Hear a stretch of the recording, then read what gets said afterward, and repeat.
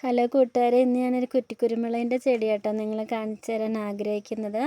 അപ്പം നമുക്ക് വീടുകളിൽ സ്ഥലമൊന്നും ഇല്ലാത്തവർക്ക്, ഫ്ലാറ്റിലോ വാടകയ്ക്കൊക്കെ താമസിക്കുന്നവർക്ക് നമ്മുടെ കൊച്ചു വരാന്തയിലൊക്കെ പോലും ഇങ്ങനത്തെ ഒരു ചെടിച്ചട്ടിയിൽ നമുക്ക് കുറ്റിക്കുരുമുളകിൻ്റെ തൈ നടുവാണെങ്കിൽ നമുക്ക് വീട്ടിലേക്ക് ആവശ്യത്തിനുള്ള കുരുമുളക് നമുക്ക് പറിക്കാൻ പറ്റും കേട്ടോ. ഞാനിതിപ്പോൾ ഏകദേശം 1.5 വർഷത്തോളമായി ഇത് നട്ടിട്ട്. എന്താ നന്നായിട്ട് തന്നെ കായ്ച്ചിട്ടുണ്ട് കേട്ടോ. നിറയെ കുരുമുളകുണ്ട്. ഇതിന് ചുറ്റിനുണ്ട്, ഉണ്ടോ, ചുറ്റിനുണ്ട് മുളക് ഇഷ്ടംപോലെ ഉണ്ടായിട്ടുണ്ട്. അപ്പോൾ നമുക്ക് വീട്ടാവശ്യത്തിനുള്ള മുളകൊക്കെ നമുക്ക് ഇങ്ങനെ ഉപയോഗിക്കാൻ പറ്റും കേട്ടോ. നമുക്ക് ഒത്തിരി പറമ്പൊന്നും ഇല്ലാത്തവർക്ക്. പിന്നെ ഇവിടെ ഒരു കറിവേപ്പിൻ തൈ നട്ടിട്ടുണ്ട്. അതും നന്നായിട്ട് തന്നെ ഉണ്ടായിട്ടുണ്ട്. അതും ചട്ടിയിലാട്ടോ.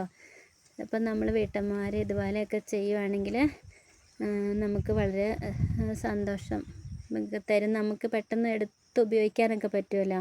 പിന്നെ ഇതുപോലെ തക്കാളി തൈ നട്ടിട്ടേ ഉള്ളൂ. അതിൽ കായൊന്നും ആയിട്ടില്ല കേട്ടോ. അതിനെ ഇപ്പോൾ കാണിക്കുന്നില്ല. പിന്നെ ഇഞ്ചി ഇതുപോലെ കവറിൽ നട്ടു. പക്ഷേ ഇപ്രാവശ്യം ഇഞ്ചി കേടായിട്ടോ. പിന്നെ ഞാൻ ഇതുപോലെ കുറേ ചെടികൾ നട്ടുപിടിപ്പിച്ചിട്ടുണ്ട്.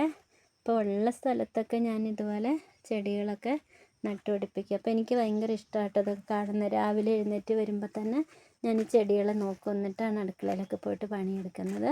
അപ്പോൾ നമുക്ക് നല്ല ഒരു പോസിറ്റീവ് എനർജിയാണ് കിട്ടുന്നത്. അപ്പോൾ നമ്മൾ വീട്ടിലൊക്കെ വാടകക്കട്ടത്തിലൊക്കെ ആണെങ്കിലും നമ്മൾ മടിയൊന്നും പിടിച്ചിരിക്കാതെ ഇതുപോലെയൊക്കെ നമുക്ക് ചെയ്യാൻ പറ്റുന്ന കാര്യങ്ങളൊക്കെ ചെയ്യുവാണെങ്കിൽ നമുക്ക് നല്ല സന്തോഷം കണ്ടെത്താൻ കഴിയും കേട്ടോ. നമുക്ക് നല്ല സന്തോഷം ഉണ്ടെങ്കിൽ തന്നെ നമുക്ക് നല്ല ആരോഗ്യം കിട്ടും.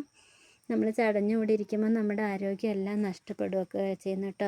അപ്പോൾ നമുക്ക് നമ്മളെപ്പോഴും സന്തോഷത്തോടെ ഇരിക്കാനായിട്ട് നമുക്ക് ചെയ്യാൻ കഴിയുന്ന കാര്യങ്ങളൊക്കെ നമ്മൾ ചെയ്തുകൊണ്ടിരിക്കുക കേട്ടോ.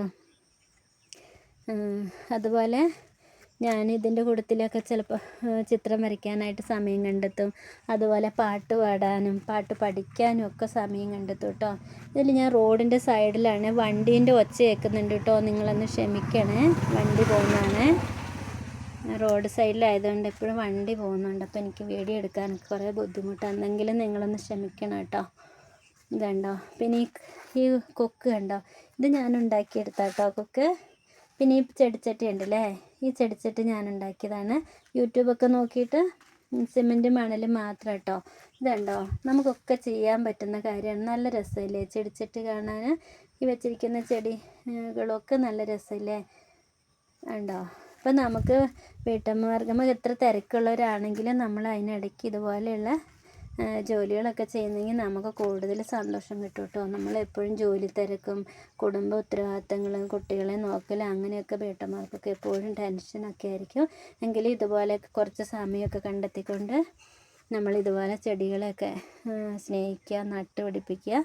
നമുക്ക് തന്നെ നല്ല സന്തോഷം കിട്ടും. അതുപോലെ നമ്മുടെ വീട്ടിൽ വരുന്നവർക്കും വളരെയധികം സന്തോഷം കിട്ടും.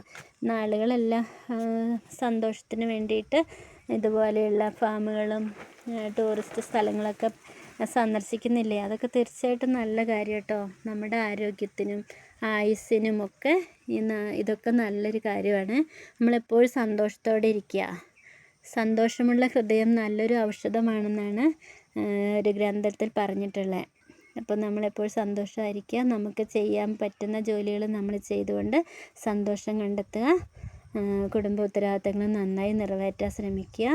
അങ്ങനെയെല്ലാം ആകുമ്പോൾ നമുക്ക് നല്ലൊരു കുടുംബജീവിതം ആസ്വദിക്കാൻ കഴിയും.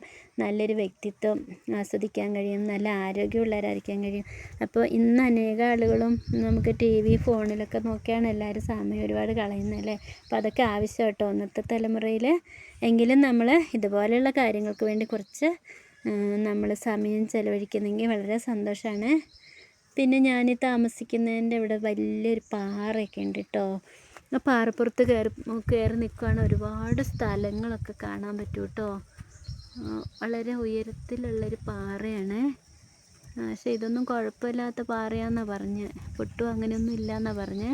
അപ്പോൾ ഞാൻ ഇതിൻ്റെ ചോട്ടിലായിട്ടൊരു കുറഞ്ഞ സ്ഥലം മേടിച്ചിട്ടുണ്ട്. ഇനി അവിടെ ഒരു വീടൊക്കെ വെക്കണം. അപ്പോൾ ഈ നല്ലൊരു റിസോർട്ട് പോലെ നല്ലൊരു കുഞ്ഞു വീട് വെക്കണം. അപ്പോൾ വളരെ സന്തോഷമായിരിക്കും. ആ വീടിൻ്റെ മുറ്റത്ത് കുറേ ചെടികളും ഒക്കെ നട്ട് പിടിപ്പിച്ചുകൊണ്ട് ഭയങ്കര സന്തോഷമാണ് എനിക്ക്. ഓക്കെ. പിന്നെ എനിക്കൊരു ആടുണ്ട്. ആട് കൂട്ടിൽ ഉറങ്ങുക. ആടിനെ നോക്കും അതിനിടയ്ക്ക്. പിന്നെ ഒരുപാട് ജോലികൾ ചെയ്യുന്നതിൻ്റെ ഇടയ്ക്ക് കേട്ടോ ഇതെല്ലാം ചെയ്ത് വെക്കുന്നത്. അപ്പോൾ കൂട്ടുകാരും ഒത്തിരി പേർക്ക് ഇതുപോലെയെല്ലാം ഇഷ്ടമാണ്, ചെയ്യുന്നുണ്ട്, ഞാൻ വീഡിയോകളൊക്കെ കാണാറുണ്ട്.